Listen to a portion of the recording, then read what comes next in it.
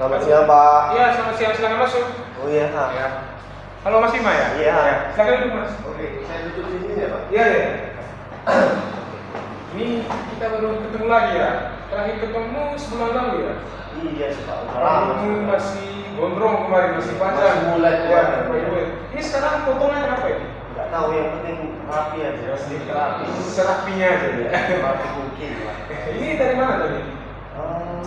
Kebetulan ini tadi ada kelas sih, Pak. Oh, dari kelas ya. Iya. Oh, Habis ini kuliah, Pak. Masuk pekan TS kan? Iya, masuk bukan tes.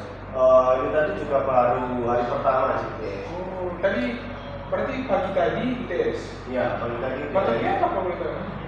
Mata kuliah statistika, Pak. Pamudar ya? Iya. Oh, iya. Berarti ini tadi habis kelas masuk ke sini. Oh, betul. Enggak sih, Pak. Tadi karena ada jeda dulu, saya cari makan dulu sih. Oh, Habis itu baru ke sini. Oh, oke. Tadi kesininya itu waktu lagi siang matahari terbit gitu ya? Enggak suka sih, Pak. Karena akhir-akhir ini cuacanya udah mulai kayak mendung, adem gitu sih. Justru cuacanya. Iya sih, Pak. Kadang panas, kadang tiba-tiba hujan. Iya. Oke, baik. Mas Bima kan sini mungkin ada yang mau diceritain nih Mas ya? Iya, Pak. Terus saya. Mungkin kan kalau Mas Bima sini cuma buat ngobrol-ngobrol aja ceritanya. Ya. Sebelum Mas Bima bercerita, saya ingin jelaskan bahwa saya di sini cuma sebagai fasilitator. Dan keberhasilan konseling kita ini bagi Mas Bima sendiri yang sebenarnya apakah berhasil atau tidaknya balik dari Mas Bima sendiri. Nah, saya punya waktu sekitar 20 menitan. Terus saya juga setelah ini ada janjian. Apakah Mas Bima bersedia atau Mas Bima memang memberi schedule lancar buat kita? Mungkin sudah cukup sih, Pak. Waktu itu Ya, sudah cukup. Selain saya persilakan Mas Bima untuk bercerita tanpa adanya kerahasiaan, ya. Coba kasih cerita saat ini. Kalau itu saya mau coba. Jadi akhir-akhir ini tuh saya ngerasa kayak takut masa depan saya itu kayak bingung gitu, Mas. Kayak cemas, kadang bingung, kadang juga ada rasa takut gagal gitu. Apalagi sekarang kuliah juga udah masuk semester yang mungkin bukan lagi baru ya, memasuki fase-fase di mana kuliah itu juga mulai agak sedikit berat. Terus juga kan tugas-tugasnya juga mungkin banyak, jadi di pikiran saya juga sering bertabrakan gitu. Kayak nanti setelah lulus itu mau jadi apa, mau lulus itu arahnya nanti kemana gitu. Kayak lebih bingung, cemas, terus takut kalau nanti lulus itu nggak jadi apa-apa. Berarti secara langsung Mas Bima ini ngerasa kalau tidak ada yang percaya di dalam diri Mas Bima yang membuat Mas Bima yakin gitu loh. Ini nanti gimana kalau dia? Itu kan balik ke percaya diri Mas Bima juga kan? Iya. Munculnya perasaan itu kalau boleh tahu mulai dari kapan? Untuk perasaan-perasaan itu paling saya ngerasainnya itu dari awal-awal semester 5 itu. Apakah ada hal pemicu seperti Mas Bima mungkin kemarin itu sempat melakukan presentasi terus diketawain atau gimana? Enggak sih, Pak. Kalau itu ya lebih ke kan ini kuliahnya juga udah tinggal beberapa semester lagi kan ya. Nah, jadi saya di sini tuh mulai berpikir nanti ini arahnya mau kemana. Munculnya kecemasan, munculnya pikiran-pikiran seperti itu di saat seperti apa? Apakah di saat di kelas atau di rumah waktu Mas Bima sendirian muncul perasaan itu di saat seperti apa? Biasanya itu lebih sering munculnya itu waktu malam gitu, Pak. Di antara seringnya itu di jam-jam kayak jam 11 ke atas gitu, Pak. Muncul pikiran ya, yang kita lihat sekarang sebut overthinking gitu ya Mas. Ya, benar sekali. Ya, emang jangan segitu emang rawan sih Mas. Kita biasanya nggak salah juga sih Mas Bima punya pemikiran pikiran seperti itu, setiap kali pikiran-pikiran itu muncul, apa yang dilakukan Mas Bima? Apakah Mas Bima mengalihkan ke aktivitas lain atau kegiatan lain? Kalau biasanya sih saya lebih ke menarik diri dari lingkungan sih, kayak lebih menjauh dari masyarakat gitu. Kadang juga lebih pengen menyendiri gitu. Kalau menyendiri juga kadang ngomong, ngelamun, bengong itu sih. Berarti setelah menuju perasaan-perasaan itu, Mas Bima ingin dikasih ruang sendiri gitu ya, kasih space, jangan dulu diganggu gitu ya. Nanti apakah dengan dikasih ruang seperti itu, masalah kecemasan pikiran seperti itu hilang? Mungkin kalau hilang sih belum, Mas. Cuma kan di situ saya bisa menenangkan diri sendiri meskipun kadang juga belum bisa, tapi ya yang saya lakukan seperti itu. Kalau saya merasa cemas Itu kan termasuk pada lingkungan irasional ya Mas ya, seperti kecemasan itu. Nah, apakah Mas Bima merasa bahwa kalau saya gagalnya, saya ini jadi orang yang tak berguna gitu? ya, kalau mungkin kadang berpikir kalau mungkin saya gagal, mungkin saya gagal juga menjadi anak, karena kan jika orang tua pasti ingin yang terbaik dan ingin anaknya itu menjadi yang terbaik. Iya, kalau orang tua. Apakah dengan keadaan seperti yang sekarang di perkuliahan Mas Bima merasa Mas Bima akan gagal? Kalau itu sih kayaknya iya sih, Pak. Perasaan apa yang membuatmu yakin bahwa kamu akan gagal di semester ini?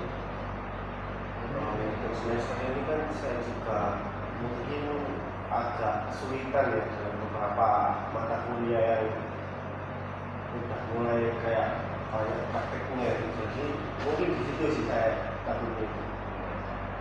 Apakah dari dosen sendiri tidak ada upaya yang membuat Mas Bima merasa bingung? Dari dosen sendiri saya rasa sudah cukup jelas sih, Mas. Cuma dari saya sendiri aja kayak emang ya saya takut gitu, bukan dari orang lain, cuma dari diri saya sendiri aja. Nah, kepercayaan diri yang ada dalam diri kamu ini, kamu rasa sudah cukup kan? Belum Kan? Nah, apa yang membuat kamu untuk berpikir lebih jauh, terlalu jauh gitu? Padahal hari besok masih ada tuh. Mungkin lebih ke ya layaknya manusia aja ya, Mas. Pasti mempunyai plan yang jauh. Kalau misalkan kita ngomongin besok kan pasti udah akan terjadi, sedangkan yang jauh-jauh kan belum pasti. Itu yang bikin saya itu merasa takutnya. Nah, sebenarnya kan gini, planning yang akan kamu capai, yang kamu rencanakan untuk kamu capai di kemudian hari, maksudnya kan kamu pupuk dari sekarang, kamu tanamkan dari sekarang. Apakah kamu sudah melakukan upaya-upaya seperti itu, seperti belajar, seperti mempersiapkan diri? Kalau untuk itu sih saya ya sedikit pasti ada usaha lah, meskipun belum banyak, tapi saya perlahan-lahan berusaha untuk mempersiapkan yang terbaik untuk menangani gagal, nggak terjadi hal yang tidak.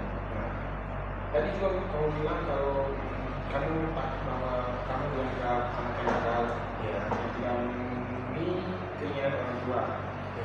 Apakah dari orang tua sendiri bahwa kamu menanyakan bahwa jika kamu gagal, jika kamu terjadi apa-apa, kamu akan saya anggap gagal? Apakah pernah orang tua pernah berkata seperti itu?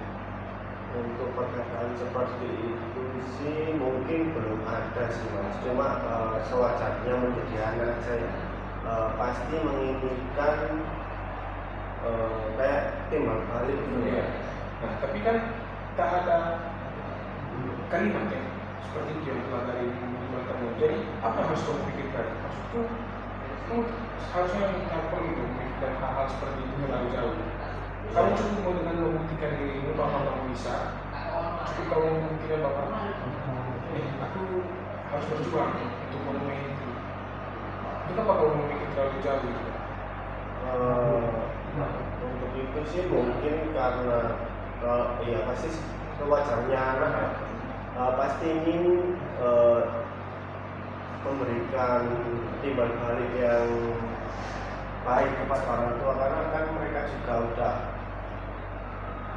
memberikan kita yang terbaik sejauh ini sampai saat ini juga kan ya. Dengan mereka nggak bilang pun mungkin harapan itu pasti ada sih. Iya. Meskipun mereka nggak mengungkapkan hal itu, tapi saya rasa itu sudah pasti ada sih. Cuma mereka nggak bilang karena juga mungkin takut menjadi beban buat saya. Iya, itu. Maksudnya personal itu kan sebenarnya karena pemikiran-pemikiran dirimu saja. Ya. Itu karena ketidakyakinanmu terhadap dirimu sendiri. Nah, apakah kamu berpikir dengan pemikiranmu yang seperti sekarang, yang ketidakpercayaanmu ini akan memenuhi ekspektasi orang tua dengan pikiran seperti ini? Apakah kamu berpikir jika kamu selalu merasa gagal, selalu kamu merasa bahwa kamu tidak akan bisa ke depannya, apakah kamu akan memenuhi ekspektasi orang tua itu? Baik, saya rasa masalahmu ini cuma karena overthinking yang membuat kamu merasa kamu akan gagal suatu saat nanti. Masalah ini sebenarnya tidak harus kamu pikirkan terlalu jauh. Kamu cukup mempersiapkan dirimu untuk masa depan yang lebih baik. Tak perlu pikirkan terlalu jauh ya, bisa? Iya Pak. Nah, sebelum sesi coaching hari ini selesai, saya akan memberikan tugas. Tugas ini akan saya minta Mas Bima untuk mengisi format ini. Nah, tugas ini ialah format tolong diri. Nah, seperti ini contohnya Mas ya. Nah, di sini ada beberapa langkah yang harus Mas Bima selesaikan. Nah, di sini juga tertulis seperti contohnya. Jadi, tinggal Mas Bima mengisi semua kolom tabel yang disediakan, mulai dari perasaan kecemasan yang Mas Bima alami tadi, mulai dari pikiran irrasional Mas Bima tadi, mulai dari situasi-situasi yang membuat pemikiran itu muncul. Mas Bima bisa mengisi semua. Nah, nanti ada juga tabel yang ini yang dimana Mas Bima mengisi pertanyaan-pertanyaan yang langsung dijawab sama Mas Bima nantinya. Nah, nanti selebihnya saya akan kirim dalam bentuk file lewat WA aja Mas ya. Bentuk filenya saya akan memperbaiki lagi dan memberikan contoh lagi. Nah, kalau misalnya Mas Bima masih belum paham dengan tugas yang saya berikan pada file itu, Mas Bima bisa langsung bertanya pada saya. Mas Bima bisa telepon saya saja. Gimana bisa tahu Mas Bima artinya nanti saya jelasin. Nah, saya rasa untuk coaching kali ini cukup sampai di sini ya Mas. Ya. Nanti mungkin minggu depan kita akan ketemu lagi. Saya akan mengevaluasi dari lembaran format yang Mas Bima isi tadi ya. Ya. Baik, kalau gitu makasih ya Pak sudah mau mendengarkan cerita saya yang sedikit. Ya, makanya saya cuma ngomong tadi kan nggak usah overthinking. Ya. Kamu cukup mempersiapkan diri kamu untuk masa depan yang lebih baik aja. Baik Pak, itu saya pamit pulang dulu ya Pak. Terima kasih. Ya. Ya.